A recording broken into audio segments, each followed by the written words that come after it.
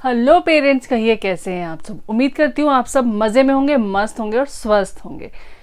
मैं इरा आप सभी का वेलकम करती हूँ मेरे यूट्यूब चैनल में।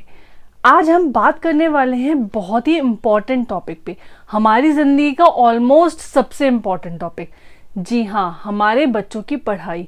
हमारे बच्चों की पढ़ाई हम लोगों के लिए यानी पेरेंट्स के लिए बहुत ही इम्पॉर्टेंट टॉपिक है।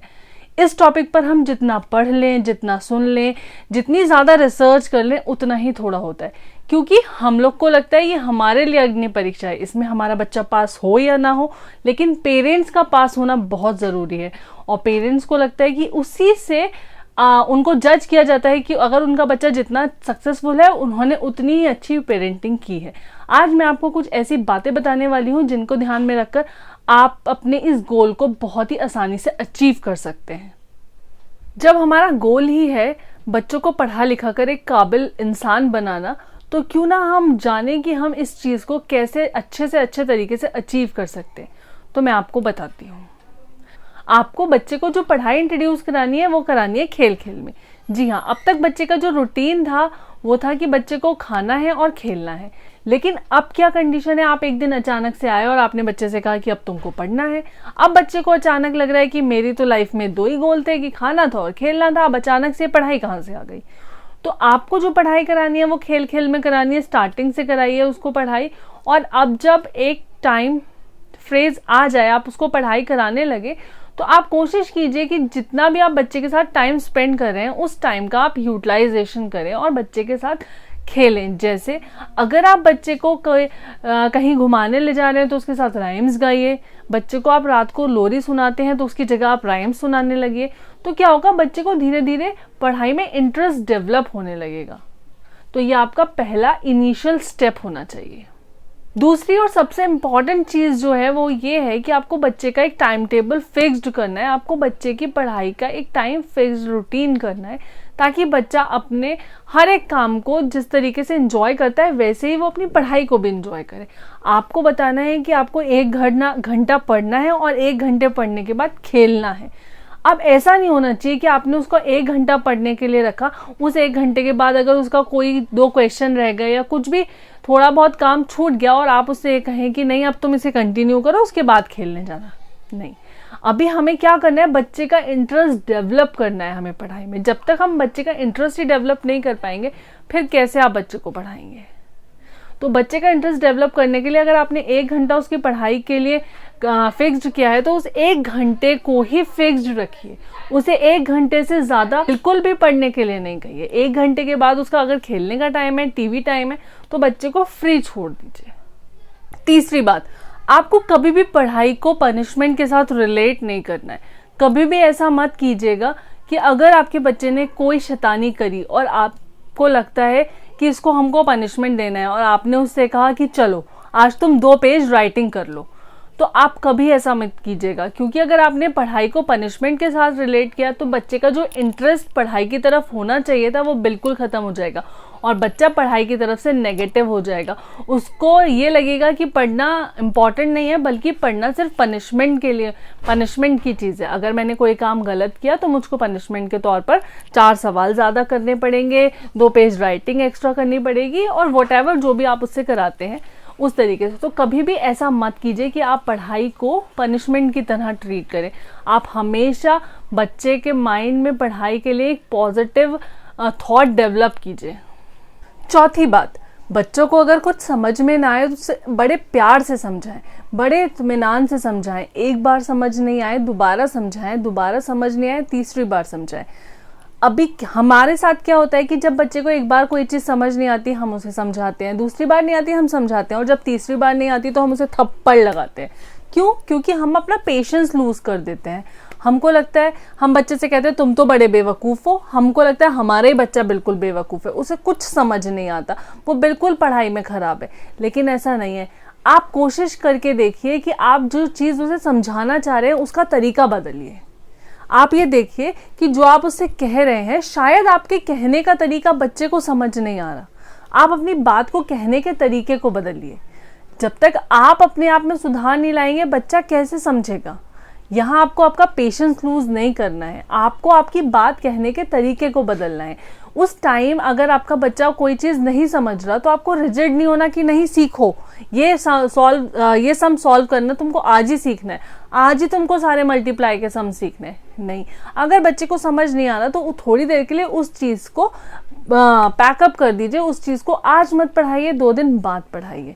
कभी कभी क्या होता है कि हम बच्चे को बहुत अच्छी तरीके से एक्सप्लेन करते हैं, लेकिन जब बच्चे का इंटरेस्ट नहीं होता है, क्योंकि एक बार कोई चीज़ हमारी समझ में नहीं आती तो ऑटोमेटिकली हमारा जो इंटरेस्ट है उसमें से कम हो जाता है। तो अगर बच्चे का इंटरेस्ट कम हो चुका है तो प्लीज़ उस चीज़ को उस वक्त पैकअप कर दीजिए और उसके बाद 1-2 दिन बाद आप उसको फिर से नए तरीके से शुरुआत कीजिए और इस बार आप अपना तरीका बदलिए। मैं यहाँ आपको एक अपना पर्सनल एग्जाम्पल देकर बताती हूँ। मैं जब भी अपने बच्चों को पढ़ाती तो मेरा बड़ा बेटा हमेशा सारे सब्जेक्ट्स पढ़ने के लिए रेडी रहता, इंग्लिश, साइंस, सोशल सब पढ़ता। जब भी मैं उससे कहती कि हिंदी की बुक ले आओ तो वो बहाने बनाता, वो कहता नहीं मेरे को हिंदी नहीं पढ़नी है, मुझको हिंदी में सब याद है, मेरे को हिंदी का कुछ नहीं करना, मेरी बुक नहीं मिल रही, मेरी कॉपी नहीं मिल रही। उसके रोज़ नए नए टैंट्रम्स होते। अभी मेरे को समझ ही नहीं आ रहा था कि आखिर ऐसा क्या है कि वो हिंदी नहीं पढ़ना चाहता। मैंने धीरे धीरे सर्च किया, मैंने कोशिश की कि मैं पता लगाऊं कि हिंदी क्यों नहीं पढ़ना चाहता, क्योंकि हिंदी हमारी मदर लैंग्वेज है। तो मुझे पता चला कि इंग्लिश उसको इतनी पसंद है, इंग्लिश में वो इतना इजी गोइंग हो चुका है कि उसको हिंदी बहुत ज़्यादा टफ लगती है। हिंदी के वर्ड्स, अक्षर लिखने उसको बहुत ज़्यादा टफ लगते हैं, वो तुरंत थक जाता है हिंदी लिखते हुए।